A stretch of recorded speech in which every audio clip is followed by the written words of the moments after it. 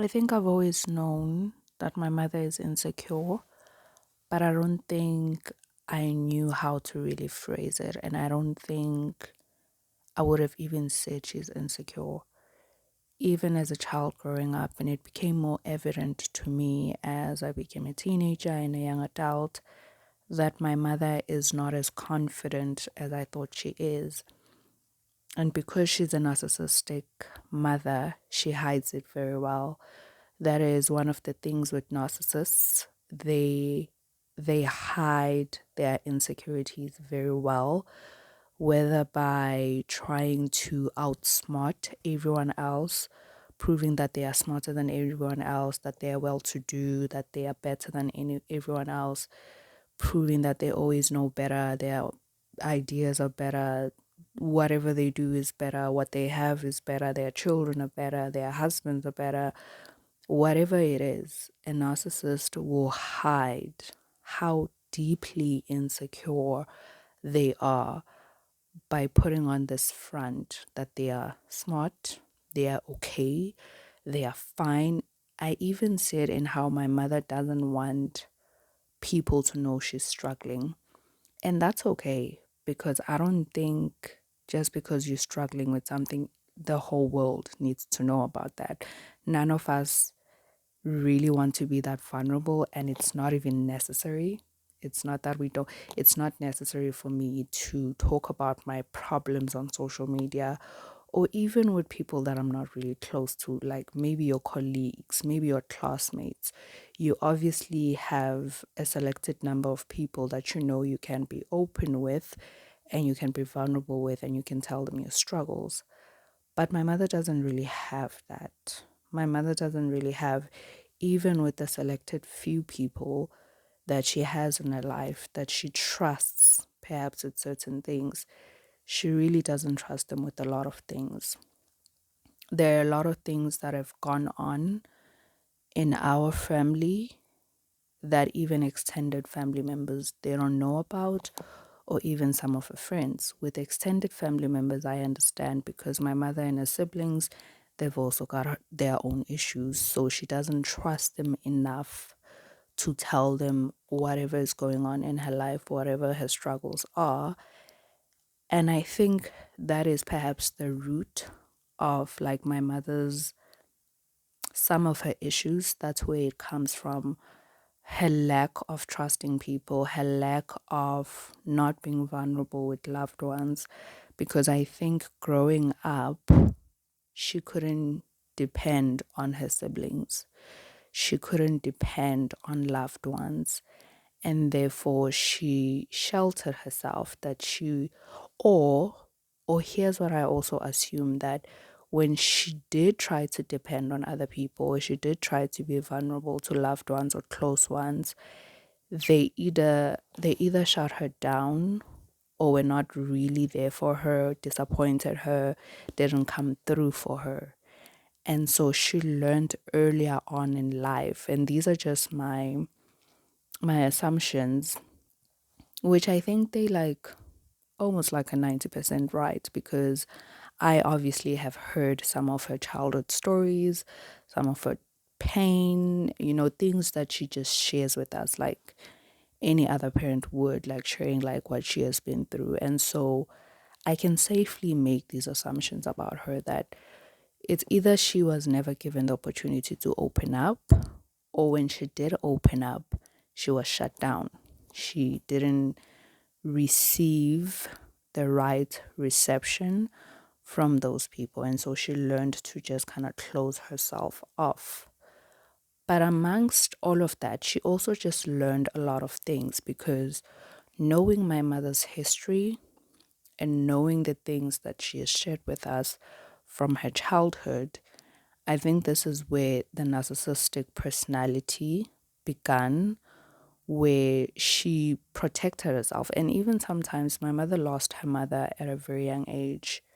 And sometimes when I see her or hear her talking about her mother, I think her mother might have cuddled her or loved her a bit too much, because there is definitely such a thing as loving someone too much. There is definitely such a thing as a parent loving their child too much.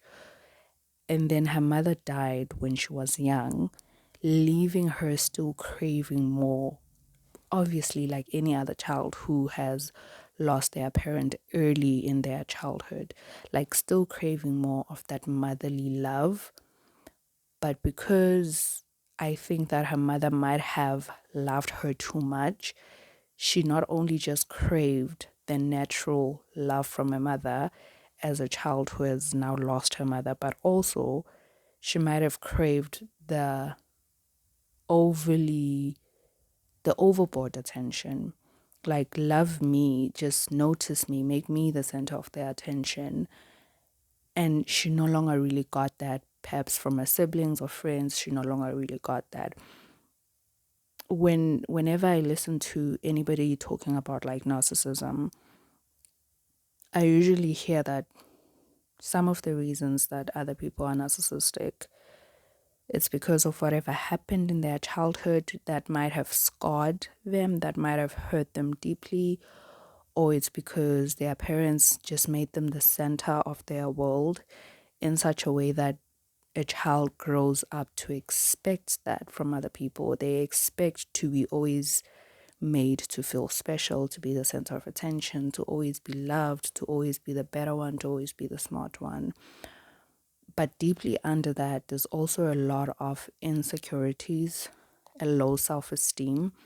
And especially for the type of narcissist that my mother is, she is a covert narcissist, which I prefer to call an undercover narcissist, because other narcissists are more obvious, they are more showy, they are more out there, they just want to be seen that they better. You know, one of those people that just, they obviously want everybody to see that they are smart, that they are wealthy, that they are doing better than other people. There are obviously people who are more obvious like that in their narcissistic ways. Whereas my mother, she does cover up her narcissism, not her narcissism, she does cover up her insecurities by being confident. But she, and this is one of her tactics. I think she has learned over time to present this front, to present this image or part of her that is confident, but also at the same time not too confident that you might think she's arrogant. But over time, as you get to know her, I think I would say that my mother does have hints of arrogance.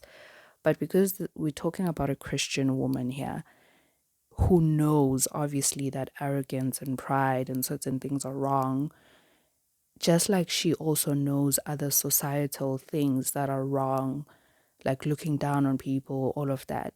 So she kind of, I think in her mind, she's always trying to balance the don't let the arrogance get above, and not because she's a sensible person, but just because she's trying to be normal. That for me, that's how I'm starting to rationalize all of this as I am in the process of really learning about narcissism, learning and understanding my own mother and why she's the way she is. I think in her mind, she's always just fighting this battle of trying to balance to be a normal person where she doesn't show, where she's trying not to show too much that she wants to be the center of attention, where she's trying not to show too much that she believes that she's a smart one and you should take her opinion or her ideas, that she believes that she's better than other people. Like, she's trying to balance that because obviously at some point, whatever we really are and whatever we really believe about ourselves, it is bound to be seen by those close to us, because no matter what sides I'm hiding about myself, but if I got married today and lived with my husband for 20 years, he is bound to know more about me than other people know about me. He's bound to see sides of me than other people see about me, because faking faking is not easy. It's like lying. You will always be caught in a lie because then you forget what the lie was. So like trying to hide certain parts of yourself, it's exhausting. So eventually when you live with someone or you are close enough with someone, certain sides, they start to come out even without you noticing. So I think she's always trying to play that game. And really she plays it well because she had me fooled for years. I mean, I think for me, one way that I now see that I saw something was wrong with my mom is that I was always confused by her. Like, I was always confused by her, sometimes by her rapid mood swings, sometimes by her like not knowing how she's really gonna feel, sometimes by her exaggerating a situation, her making me feel small, her tiptoeing around situations and not really being direct when she needs to be direct. And because she's not forthcoming, she's not straight up wicked. And I feel like wicked is such a strong word to use, but I'm trying to avoid the word evil. And if you're listening to this, you're like, well, my mother's not wicked, my mother's not evil. Give me a chance to possibly prove you wrong, because not in a million years would I have said my mother is a wicked woman, because narcissism at the core of it has a lot, if not entirely, it has a lot to do with pride. And the Bible says pride is the downfall of man, because the fact that narcissism is centered around you being entitled, you thinking you're so special, you thinking you know better, you thinking you are better than other people, it completely shuts you out from receiving wisdom from other people, from seeing different perspectives, seeing different views, because you already think you better. You already think you better. So what can anybody else possibly contribute to your life? What can even the Bible, what can even Jesus deposit in your life when you already think you're smart enough? It's hard to help someone who already thinks that they know better, because it feels like you can't tell them anything. You can't teach them anything. You can't add anything to their lives because they already know better. It's like when you're trying to buy someone a present and you know that they probably rich and they have like probably any materialistic thing that they want, and you trying to figure out what can I buy for this person. So a person with pride is almost like that. It's like, what can I get this person? Because like, what can I contribute to their lives? Because they already think that they know everything. And so that's my mother for me. And I would have never said she was a wicked woman, but pride is wicked. Pride is evil. Pride is a man's downfall. And so now I just see how wicked, ill, sick that she is. Because evil people and wicked people, they can be saved by God. So, in as much as obviously evil is not good, being wicked is not good, being a bad person is not good, being a prideful person is not good, but at the same time, God can heal and save that person. If God can make the blind see, and I think I mentioned this in another episode where I said I liked when a pastor talked about how Jesus made the blind see and made the deaf hear, that sometimes you may not be physically blind, but there are certain parts of your life that you are blind to. Just like when you are blindly in love and you can't hear anything, people try to tell you that the sky is wrong for you. You can't see anything. You are blinded. So you might not be blind in the literal sense, but there are certain things that we are blind to. And a narcissistic person, as my mother, is blind to the fact that they are prideful, is blind to the fact that other people can't add anything of value, and God uses people to add to your life. And so if other people cannot add anything of value because you already think you know better, you already think you're smart enough, how is God supposed to transform you from that? And so being wicked and evil, in as much as it's obviously a bad thing, I think it's good when God is involved because God can turn that situation around. And in as much as I've heard from everything that I've listened to about narcissism that there's little to almost no chance of someone like that changing, and especially someone at my mother's age, as we all know, even if it's not narcissism, that older people, they are just the hardest people to change their minds because they've already grown up and almost traditionalized their ways. So it's kind of hard to change their minds. That's why it's more relatively easier to change a young mind's person because they are still malleable. They are still, you can still change their ways and thinking. Whereas with older people, it really takes an open minded person, a willing person, a humble person, humble enough to be taught differently, to be shown a different way. And so I understand that my mother could potentially be like this for the rest of her life, which is frustrating. It really, really is frustrating for me to think about my mother being narcissistic for the rest of her life, possibly being narcissistic to my children, being a narcissistic grandmother. And on top of that, I also have a narcissistic sister who has been groomed by my mother. Like, I entirely blame my mother for my sister's outcome, who she became, who she is now. And I think she is twice multiplied in how narcissistic she is, because there's a saying in Zulu, I'm totally forgetting it, but something about how what you were as a child is multiplied in your children, something like that. And I totally blame my mother that I have a narcissistic sister because she is a narcissist, and not only just a narcissistic mother, but a mother who was more fond of my sister. I think my mother did just give my sister more attention, more love, more appreciation, even if I could put it like that.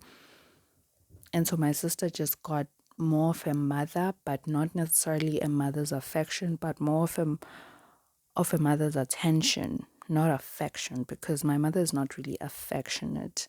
And my mother is not, when you watch those movies where, like, maybe it's a boarding school, it's an all girls school, and there's just like this mean woman who's like a teacher or principal, like super strict and just like doesn't smile. It wants everything in order, like the children fear her. That's not my mother. That's not the perception you'd get by looking at her or talking to her or getting to know her for a little while. That's not a perception you'd get. Like, you would just get a normal woman who's probably lovable and, just easy to get along with. She's not the strictest parent. She is strict in her own way. And I've always just admired how my mother was kind of strict with us in in a way that didn't feel like we're in prison, but at the same time it gave us order as her children. It was just, it was wholesome for me how I saw my mother's strictness. But the only thing that is tainted that is the fact that she's narcissistic. So in as much as she wasn't super strict, but she also at the same time was able to lower our self-esteem.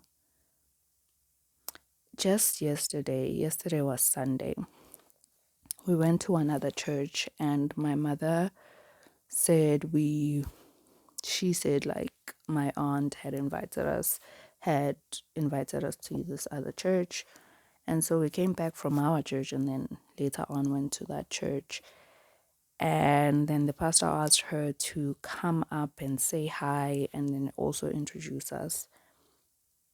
And as she was greeting the church, all of a sudden she says we should come up stage, my sister and I, and then do like a choir situation and then sing for the church, which took us by surprise because, first of all, it was our first time at that church.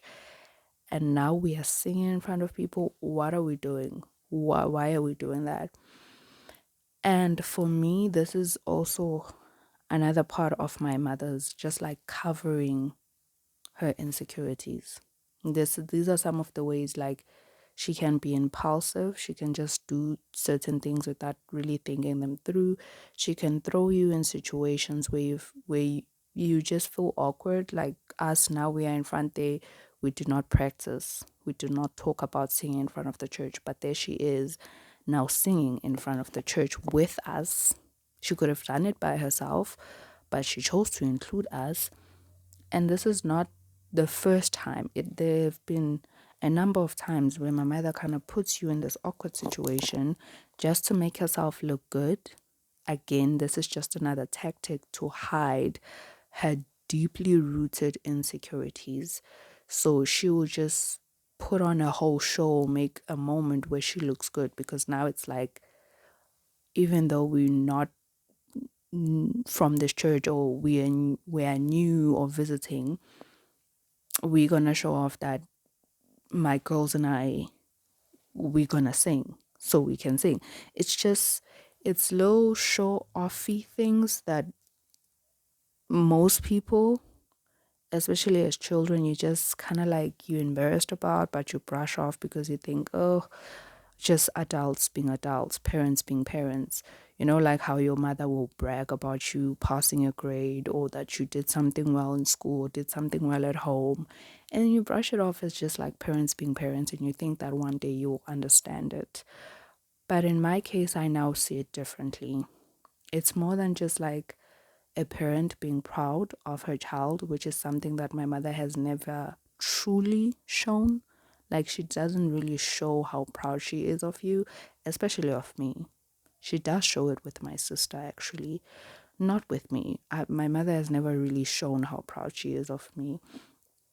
And so, in that moment where she calls us randomly to go on stage and sing, unprepared, we managed to put it together, but it was totally unnecessary. It was just a way to make her look good and show off her children and their ability to sing, or rather my sister's ability to sing.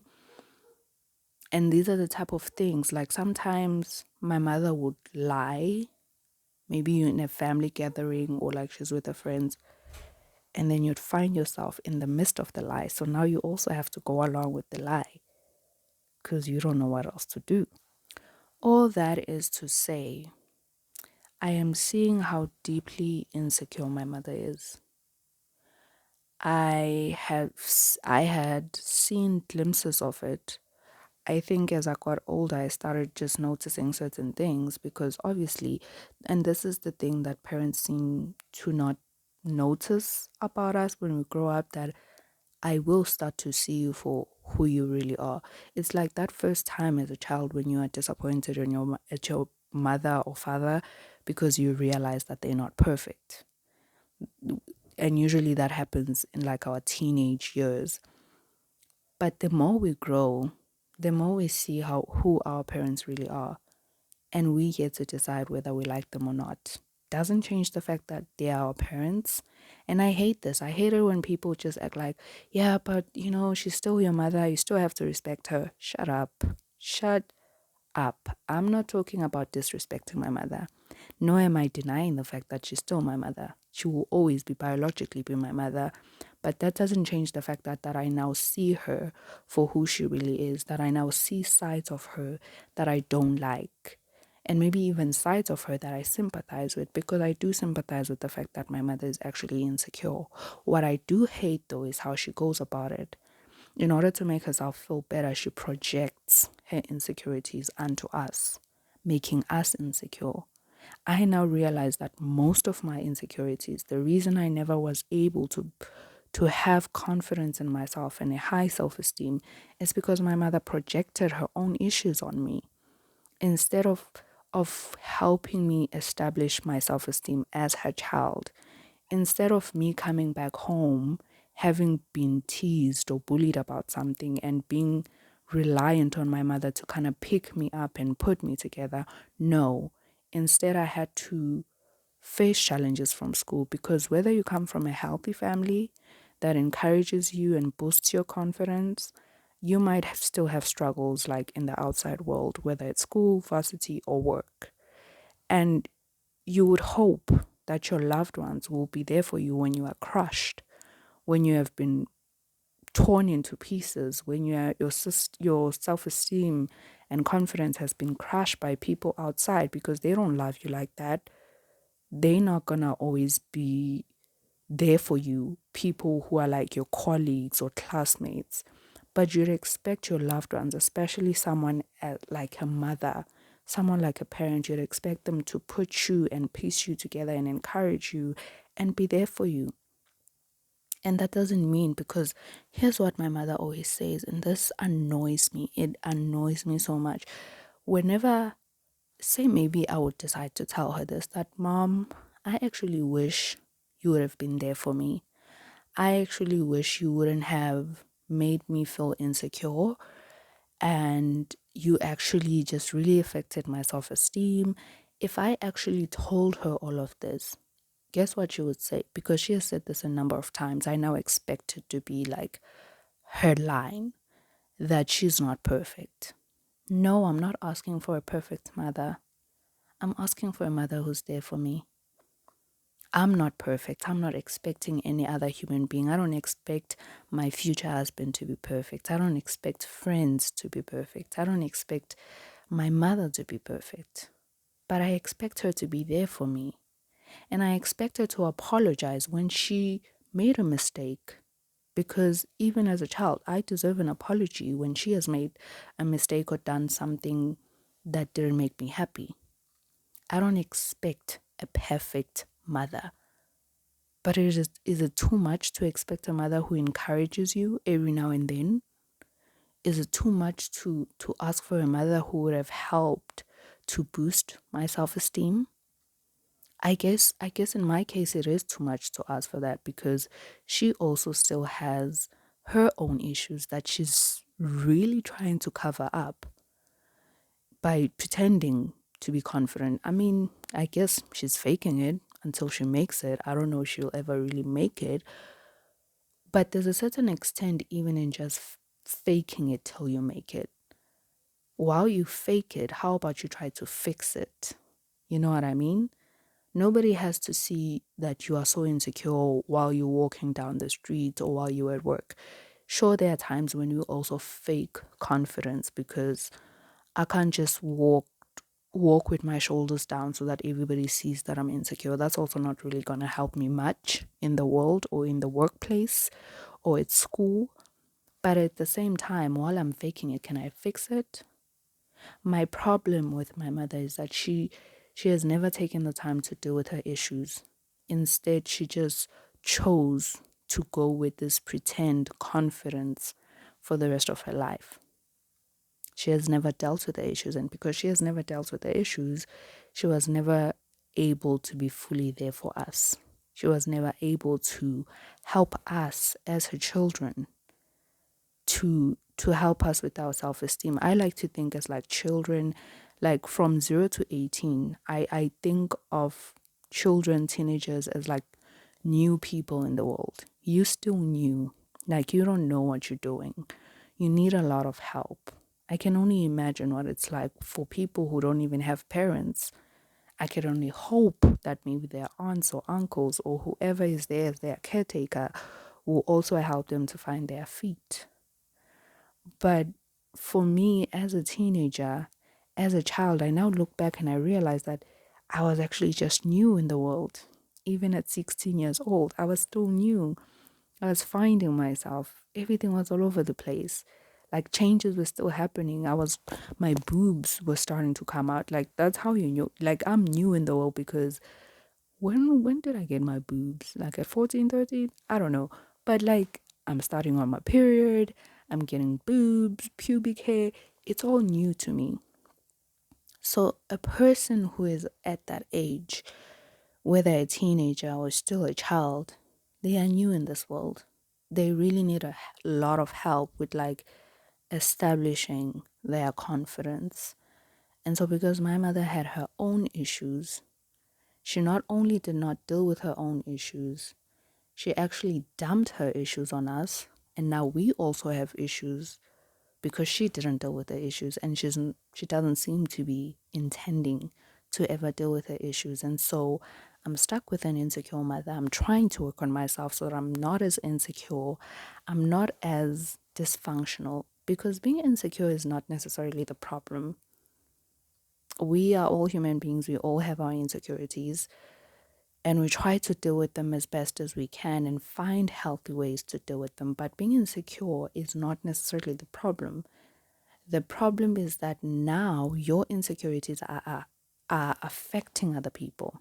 My problem with my mother is not just that she has insecurities, because I have insecurities, other people have insecurities, even seemingly healthy people have insecurities. My problem is that her insecurities affected my life.